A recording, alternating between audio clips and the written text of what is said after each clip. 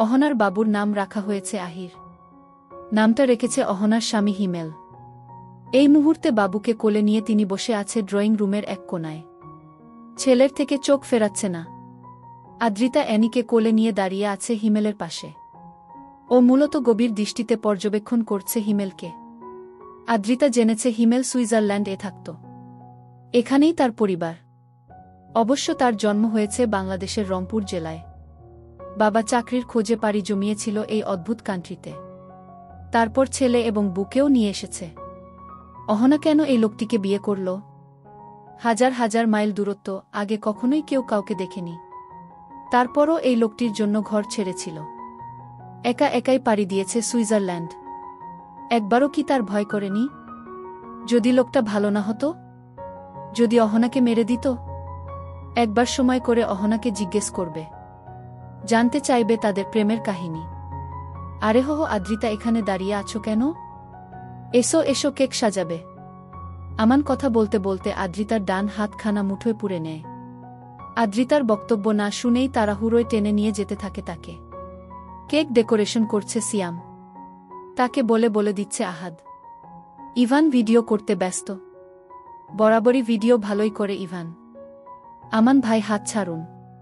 খানিকটা শক্ত গলায় বলে আদ্রিতা। কথা খানা আমানের কর্ণকুহুরে প্রবেশ করার সঙ্গে সঙ্গেই হাত ছেড়ে দেয়। অনুশোচনা বোধ ফুটে ওঠে মুখশ্রীতে। মজা করে ঠিক আছে, কিন্তু সে মানে আদ্রিতা তার বন্ধুর বউ। সরি আদ্রিতা। কিছু মনে করো না। আমি তোমাকে বোনের চোখে দেখি। ইটস ওকে ভাইয়া। আমি কিছু মনে করিনি। চলুন। আমানকে এড়িয়ে এক প্রকার দৌড়েই সিয়ামের পাশে গিয়ে দাঁড়ায় আদ্রিতা। অ্যানিকে কোল থেকে নামিয়ে দেয়। বেশি মানুষ একদমই পছন্দ নয় অ্যানির। তাই আদ্রিতার থেকে ছাড়া পাওয়ার পরেও দৌড়ে এদিক সেদিক যায় না। ঘাপটি মেরে বসে থাকে মালিকের পায়ের কাছে। কে কে নাম লেখা নিয়ে বাঁধে বিপত্তি। সিয়াম লিখেছে সেটা একদমই ভালো হয়নি। হ্যান্ডরাইটিং ভালো নয় তার। গোটা কেকের সৌন্দর্য নষ্ট করে দিয়েছে নামখানা। সকলেই বিরক্ত সিয়ামের প্রতি। আহাত চোখ পাকিয়ে তাকায়। বাল লিখছস শালা? লেখা তুল। আমি লিখমু। ইভান ক্যামেরা ফেলে দিয়ে জাপটে জড়িয়ে ধরে আহাদের পা। কাদো কাদো স্বরে বলে, মাপ কইরা দে ভাই। তুই লিখিস না। তোর হাতের লেখা জঘন্যতম আলট্রাপো ম্যাক্স। কিটকিটিয়ে হেসে উঠি সিয়াম। আহাদ দাঁতে দাঁত চেপে লাথি মারে ইভানকে। ছিটকে ক্যামেরার কাছে গিয়ে পড়ে সে। আমান বলে, নামটা আদ্রিতা লিখুক। শুনেছি সুন্দরী মেয়েদের হাতের লেখা সুন্দর হয়। খুশিতে গদগদ হয়ে ওঠে আদ্রিতা। মুহূর্তেই সিয়ামের হাত থেকে নিয়ে নেয় লেখার যন্ত্র এবং ফটাফট লিখে ফেলে, কি শুভ জন্মদিন আবরার তাসনিম গু। ইচ্ছে ছিল হাতির বাচ্চা লেখার, কিন্তু আতিয়া বেগম সামনেই দাঁড়িয়ে আছে বিধায় লিখতে পারে না। সবাই আদ্রিতার লেখার বেশ প্রশংসা করে। সমস্ত ডেকোরেশন শেষ হওয়ার পর মুহূর্তেই আবির্ভাব ঘটে আবরার তাসনিম এর। গম্ভীর মুখশ্রী তার। যেন হাসলেই জরিমানা হয়ে যাবে। আতিয়া বেগম কাচুমাচু হয়ে দাঁড়ায়। নিজের মুখ লুকাতে ব্যস্ত যেন। এই বুঝি আবরার সব কিছু তছনছ করে দিবে। উচ্চস্বরে চিল্লিয়ে বলে উঠবে, এসব কে করেছে? আমার পছন্দ নয় জানো না তোমরা? তখন কি হবে? আতিয়াই বুঝি দোষী। আবরার ভাববে তার মা এতসব কিছুর আয়োজন করেছে। এখানে মেয়ের জামাই রয়েছে। আবরার যদি সকলের সামনেই আতিয়াকে দুটো কথা শুনিয়ে দেয়, তখন কি করে সহ্য করবে তিনি? তার এত সব ভাবনার মাঝেই শুনতে পায় সকলের উচ্চস্বরে বলা, happy birthday to you. Happy birthday dear Abrar কুস্লোগানটি। শুকনো ধোক গিলে আতিয়া ভয়ার্তক দৃষ্টিতে তাকায় ছেলের মুখ পানে। আবরার চরম বিরক্ত কপাল কুঁচকে ধীর গতিতে এগিয়ে যায়। আদ্রিতা ভেঙচি কাটে। সব কিছুতেই লোকটার বাড়াবাড়ি। এত সুন্দর আয়োজন করেছে তারা। ইয়া বড় কেক। এসব দেখে তো খুশি হওয়ার কথা। আদ্রিতার জন্মদিন কখনোই সেলিব্রেট করা হয়নি। বার্থডে উপলক্ষে এক টুকরো কেক আদ্রিতা কোনোদিনও চোখে দেখেনি। যখন মা বেঁচে ছিল তখন মা বলতো, সামনে বছর তোর বাবা বাড়ি আসলে বড় করে জন্মদিন সেলিব্রেট করব। আর মা মারা যাওয়ার পরে বাবা প্রতি বছর জন্মদিনে কল দিয়ে বলে, কি সামনে বছর তোমার বার্থডে সেলিব্রেট করব গো। আজ অবধি সামনে বছর আর আসলো না। দীর্ঘশ্বাস ফেলে আদ্রিতা এক পা দু পা করে আবরারের পাশে গিয়ে দাঁড়ায়। ফিসফিস করে বলে, আমার মাকে কষ্ট দিয়ে একটা বাক্য উচ্চারণ করবেন না। মন চাইলে কেক কাটুন, না হলে মুখ বন্ধ রেখেই কেটে পড়ুন এখান থেকে। ভ্রু জোড়া কুচকে ফেলে আবরার। বাঁকা নয়নে এক পলক তাকায় আদ্রিতার পানে। পরপরই গম্ভীর স্বরে বলে ওঠে, আমি জন্ম নিয়ে পৃথিবীতে অষ্টম আশ্চর্যজনক কিছু হয়নি, সো আমার বার্থডে এত ধুমধাম করে সেলিব্রেট করার কিছু নেই। ব্যাস বক্তব্য শেষ করে বড় বড় পা ফেলে কেটে পড়ে ড্রয়িং রুম থেকে। কাউকে কোনো কথা বলার সুযোগ দেয় না। হতাশ হয় আহাদ, আমান, সিয়াম এবং ইভান। তারা প্রতি বছরও কোনো না কোনো সারপ্রাইজ প্ল্যানিং করে, আর তাদের প্ল্যানিং ভেস্তে দেয় আবরার তাসনিম। একেবারে নিজ কক্ষের পদচারণ করে দরজা আটকে দেয় বিক্ষশব্দে আবরার। কেঁপে ওঠে ড্রয়িং রুমে উপস্থিত সকলেই। আবারও চোখের কোণে অশ্রু জমে আতিয়া বেগমের। অহনা আহিরকে কোলে নিয়ে বসেছিল স্বামীর পাশে। ভাইয়ের বিহেভিয়ার এ ভীষণ কষ্ট পায়। হিমেল হাত রাখে অহনার কাঁধে। সান্ত্বনার বাণী আওড়ে বলে, ইটস ওকে জান, মুড অফ করো না। অহনা হিমেলের পানে তাকিয়ে মলিন হাসে। এই মানুষটা আছে বলেই অহনা পৃথিবীতে সুখ খুঁজে পেয়েছে। এই একটা মানুষ অহনার জীবন রাঙিয়ে দিয়েছে ভালোবাসা দ্বারা, মুছে দিয়েছে সকল গ্লানি দুঃখ, আর তাকে ছুতেই পারে না। কিছু মুহূর্ত আগে আলোয় ঝলমল করা বাড়িটা এখন শুনশান নীরবতায় ছেয়ে গিয়েছে। কোথাও কোনো জন্মানব খুঁজে পাওয়া দেয়। অহনা তার সন্তান হিমেলের সাথে চলে গিয়েছে শ্বশুর বাড়িতে। এখানে আর হিমেল রাখবে না ওদের। আতিয়া বেগম গিয়েছে অহনার সাথে। মেয়েকে একা ছাড়তে মন সায় দিচ্ছে না তার। নাতনিকে ছাড়া এক মুহূর্ত থাকার কথাও ভাবতে পারে না। আমান, আহাদ এবং ইভান চলে গিয়েছে যার যার বাসস্থানে। সিয়াম শপিং মলে গিয়েছে। যাওয়ার আগে আদ্রিতাকে বলেছিল সাথে যেতে, কিন্তু আদ্রিতা যায়নি। বর্তমানে আদ্রিতা এবং অ্যানি বসে আছে ড্রয়িং রুমে। সামনে টিভির স্ক্রিনে চলছে মাই ফ্লট মুভি। গভীর মনোযোগ দিয়ে মুভিখানা দেখছে আদ্রিতা। প্রায় শেষ পর্যায়ে চলে গিয়েছে। নিক এবং নোয়া গাড়িতে। নিক ড্রাইভ করছে এবং নোয়া পাশে বসে আছে। ইংরেজি হিন্দি কোনো ভাষাই বোঝে না আদ্রিতা, তবুও একটু একটু আন্দাজ করতে পারে। তো এই মুহূর্তে নোয়া নিকোলাসের হাতের উপর হাত রেখেছে। বিষণ্ণ স্বরে বলছে, আমি তোমার শতালো বোন। আমাদের সম্পর্ক মানবে না কেউ। তোমার বাবা, আমার মা, কেউ মেনে নিবে না। সাথে সাথে নিকোলাস গাড়ি থামিয়ে ফেলে। সিটবেল্ট খুলে নোয়ার গালে হাত রাখে এবং চুম্বন এঁকে দেয় ঠোঁটে। একটু পরেই ওষ্ঠ ছেড়ে বলে, ভালোবাসা যদি গুনাহ হয়ে থাকে তাহলে আমি গুনাহগার, পৃথিবীর সবচেয়ে বড় পাপী। ডায়ালগ শেষ করে আবারও চুম্বন লিপ্ত হয়। আদ্রিতা গালে হাত দিয়ে গোটা ব্যাপারখানা দেখে। আহারে কত ভালোবাসা! দেখেই পরাণ জুড়িয়ে যায়। হঠাৎ করে কেউ ধপ করে বসে পড়ে আদ্রিতার পাশে। গম্ভীর স্বরে বলে, এসব সিন দেখে ফিলিংস আসে না? লিপ কিস করতে মন চায়? আদ্রিতা টিভির স্ক্রিনে নজর রেখেই আনমনে বলে ওঠে, আমার ড্রিম এটা। কত স্বপ্ন দেখি আমি চুমু খাচ্ছি। ঠোঁটে চুমু খাওয়ার ফিলিংস জানার বড় ইচ্ছে আমার। আমি বাকিটা শেষ করার আগেই। সহ্য করতে পারবে তো? আদ্রিতা ভ্রু কুচকে তাকায় আবরারের মুখ পানে। পাগলের মতো কথা। আদ্রিতা নাকি সহ্য করতে পারবে না? চুমু সহ্য করতে না পারলে জীবনটাই তো বৃথা। হাহো, খুব পারবে। এই যে টিভির স্ক্রিনে থাকা মেয়েটা মজা করে সহ্য করে নিচ্ছে, যেন এর থেকে মজাদার আর কিছু নেই। আবারও ভাবনায় পড়ে যায় সে, সত্যি কি এর থেকে মজাদার কিছু নেই? আবরারের মুখ পান থেকে নজর সরায়। এই মুহূর্তে টিভির স্ক্রিনে চলছে অশ্লীল এবং আপত্তিকর দৃশ্য। হাত পা কাঁপতে শুরু করে আদ্রিতার। লজ্জায় গাল দুটে লাল হয়ে উঠেছে। কানে গরম অনুভব করছে। চোখের পাতা ভারী মনে হচ্ছে। তাকাতে ইচ্ছে করছে না। শুকনো ঢোক গিলে সে জিভ দ্বারা ঠোঁট ভিজিয়ে আলগোছে টিভি বন্ধ করার জন্য রিমোট খুঁজতে থাকে। কিন্তু আশেপাশে তার দেখা মেলে না। কাজের সময় কিছুই পাওয়া যায় না। আবরার সোজা হয়ে বসে। একটা হাত আদ্রিতার পেছন দিয়ে সোফার হাতলে রাখে। একটু একটু ছুঁয়ে দিচ্ছে আদ্রিতা পিঠ। আরেক দরফা চমকায় সে। মনের মধ্যে অদ্ভুত কিছু ভাবনারা ভিড় করেছে। তাড়াহুড়ো করে একটু এগিয়ে বসে সে। আবরার নিচু স্বরে বলে, এসব দেখে হাজব্যান্ডের অভাব ফিল করো না? সামান্য কথা, কিন্তু মিনিংটা অমান্য। লাজুক এবং ভীতু আদ্রিতার লাজ বাড়িয়ে দিতে সক্ষম হলও তাই মাথাখানা একদমই নিচু হয়ে গিয়েছে। দুই হাত একে অপরের সঙ্গে চাপ প্রয়োগ করছে। ইচ্ছে করছে দৌড়ে চলে যেতে, কিন্তু বেইমান দেহখানা চলতে চাইছে না যেন। এটারই সুযোগ নিল বোধহয় আবরার। সোফার হাতলে রাখা হাতখানা আদ্রিতার কাঁধে রাখে এবং আচমকা টান দিয়ে নিজের দিকে নিয়ে আসে। ভয়ার্তক আদ্রিতা বলে ওঠে, কি করছেন? সিয়াম ভাই কিচেনে।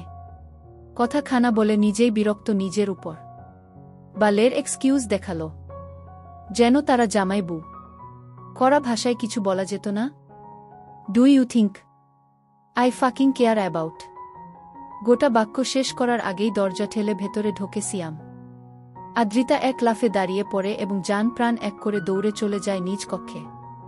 অ্যানিকে সাথে নিতে বেমালুম ভুলে গিয়েছে। নিজের জীবন বাঁচাক আগে, তারপর অন্য কথা। সোফায় গুটিসুটি মেরে ঘুমিয়ে থাকা অ্যানির পানে তাকায় আবরার। ইচ্ছে করল নরম তুলতুলে গায়ে হাত বুলিয়ে দিতে, তবে ইচ্ছেকে প্রাধান্য দিল না। সিয়াম বোকার মতো তাকিয়ে আছে আবরারের পানে। আদ্রিতাকে দেখল সে ছুটে পালাতে।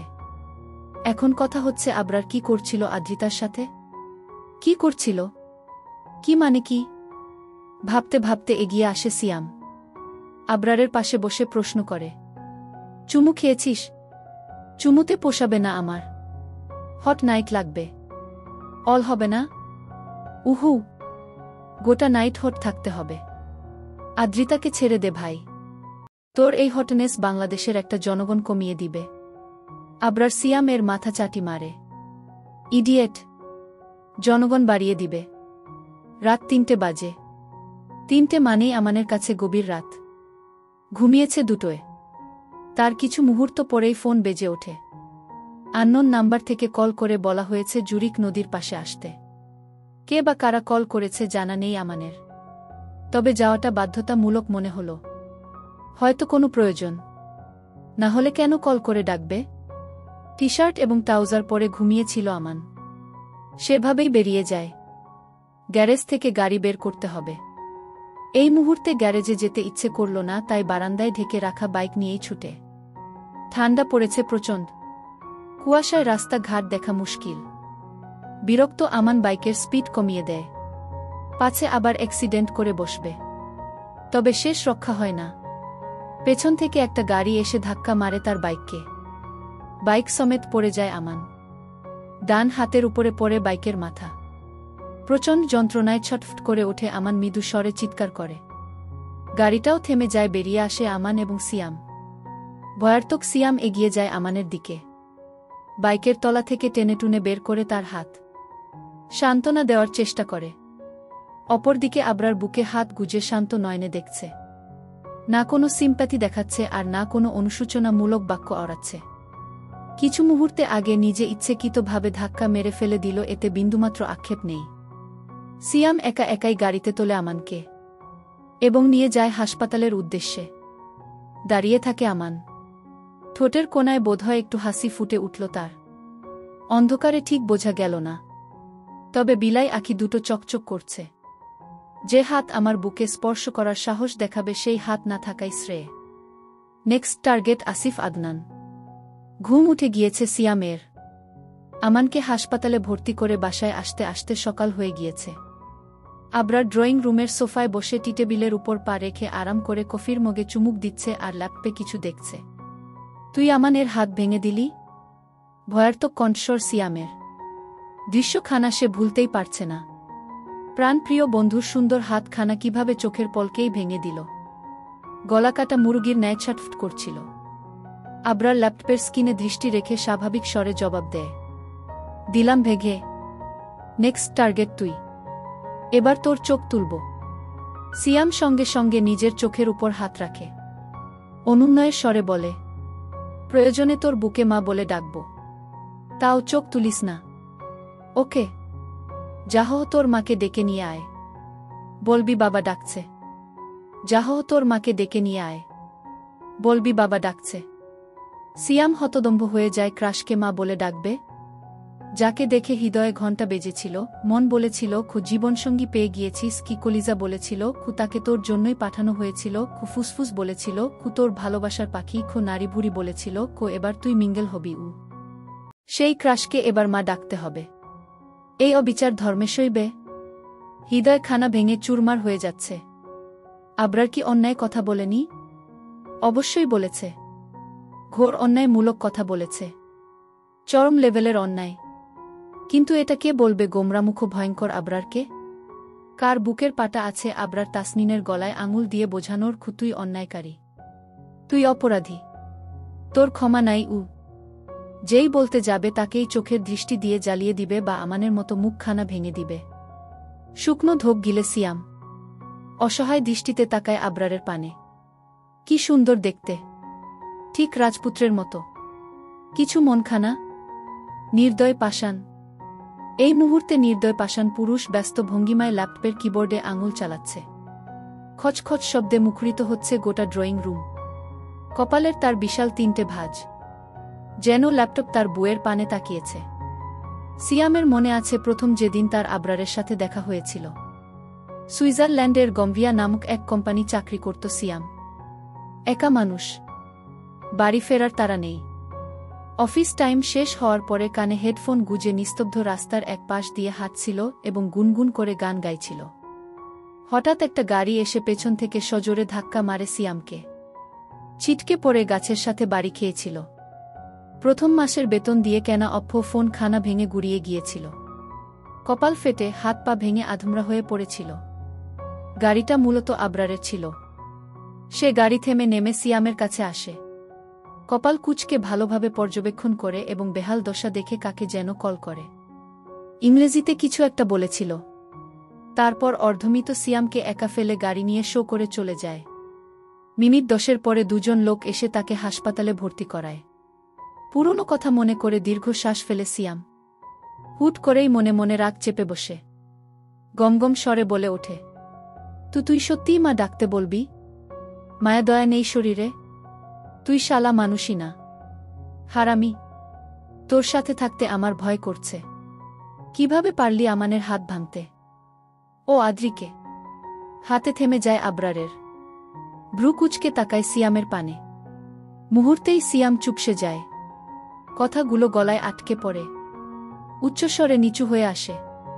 আমতা আমতা করে বলে, ও ওই মাকে আমান বোনের নজরে দেখত। আবরার বিরক্তির নিঃশ্বাস ফেলে গলায় ঝোলানো হেডফোন কানে স্যাট করে নেয়। অতঃপর আবারও মনোযোগ দেয় নিজের কাজে। সিয়ামের বকবক শোনার ইন্টারেস্ট নেই তার। অসহায় সিয়াম গালে হাত দিয়ে তাকিয়ে থাকে আবরারের পানে। এই মুহূর্তে আদ্রিতার মতো তারও একখানা কবিতা মাথায় আসছে। দেখতে মানুষ কিন্তু স্বভাব বাঘের মতো। তাকে দেখে মুতে দেয় মাইয়া পোলা কতষ্ট। ভালোবাসায় কাঁচা সে খায় বারবার ডাব্বা। সে আর কেউ নয় আমার আবরার আব্বা। কবিতা খানা বিড়বিড় করে আওড়ায় সিয়াম। আজ বিন্দু পরিমাণ সাহস থাকলে উচ্চস্বরে বুক ফুলিয়ে কবিতা বলতো। আফসোস সাহস নেই। সিয়াম হতাশার নিঃশ্বাস ফেলে চলে যায় কিচেনে। ভীষণ খিদে পেয়েছে। এই মুহূর্তে খাবার প্রয়োজন। আতিয়া বেগম অনেক কিছু রান্না করে রেখে গেছে।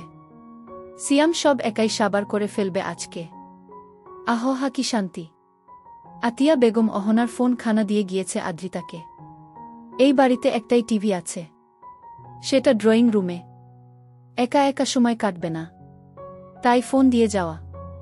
আদ্রিতার খুশি আর দেখে কে? কক্ষের দরজা আটকে বেশ অনেকক্ষণ কথা বলেছে আসিফ আদনানের সাথে। কালকেই সে সুইজারল্যান্ড আসছে। তারপর আদ্রিতাকে নিয়ে ঘুরবে গোটা শহর। অনেক কিছু দেখাবে। অতঃপর বাংলাদেশে পা রেখেই আদ্রিতার মায়ের কাছে বিয়ের প্রপোজাল দেবে। রাজি হলে হলো, না হলে দুজন মিলে পালাবে। এমনটাই শালা পরামর্শ করেছে। আসিফ কল কাটতেই আদ্রিতার ভয় করতে শুরু করেন। বিশাল এই বাড়িখানায় একা একা থাকা যায়? আদ্রিতার মতো পুঁটিমাছ থাকতে পারবে? এটা সম্ভব? কখন না জানি ভূত এসে গিলে খেয়ে ফেলে। তার উপর আদ্রিতার কক্ষের পেছনেই রয়েছে বিশাল পাহাড়। সেই পাহাড় থেকে যদি কিছু একটা চলে আসে? একা কক্ষে বড্ড ভয় করছে তার। অ্যানি শান্তিতে ঘুমোচ্ছে কম্বল মুড়ি দিয়ে। ভয়ার্তক আদ্রিতা অ্যানিকে কোলে তুলে নেয়। বেলকনির দিকে এক পলক তাকিয়ে শুকনো ঢোক গিলে। আশ্চর্য, আসিফের সাথে যখন কথা বলছিল তখন কেন ভয় করল না? আর এখনই বা কেন করছে? ভয়েরও কোনো কাণ্ডজ্ঞান নেই। ধুরর! বিরক্ত আদ্রিতা ফোন এবং অ্যানিকে নিয়ে কক্ষ ত্যাগ করে। ড্রয়িং রুমে আলো জ্বলছে, ডিমের মতোই চকচকে। সোফা খানাও বেশ চড়া। আদ্রিতা অ্যানিকে বুকের মধ্যে জাপটে জড়িয়ে ধরে সোফায় গা এলিয়ে দেয়, কুশন বালিশ হিসেবে মাথায় দেয়। বাহ, এখন আর ভয় করছে না, শান্তিতে ঘুমতে পারবে। মৃদু হাসে আদ্রিতা, বিড়বিড় করে বলে, আসিফ আদনান স্বপ্নে এসে আমায় চুমু খেয়ে যান। শক্ত চুমু, যে চুমুতে আমি কপোকাত হয়ে যাব। ভোর হওয়ার আগেই আবরারের ঘুম ছুটে যায়। এটা বরাবরের স্বভাব, আজকেও তার ব্যতিক্রম নয়। ল্যাম্পপোস্টের পাশে হ্যালো কিটির মাথাওয়ালা ঘড়িখানা টিকটিক করে বেজে চলেছে, জানান দিচ্ছে খু আবরার। তাসনিম, উঠে পড়ো, তোমার শরীর চর্চার সময় হয়ে গুয়েছে গি। চোখ বন্ধ করেই সাদা কম্বলের তলা থেকে হাত বের করে, ঘড়ির মাথায় থাকা বাটন চেপে সেটা বন্ধ করে। অতঃপর চোখ খুলে আড়মোড়া ভেঙে উঠে বসে।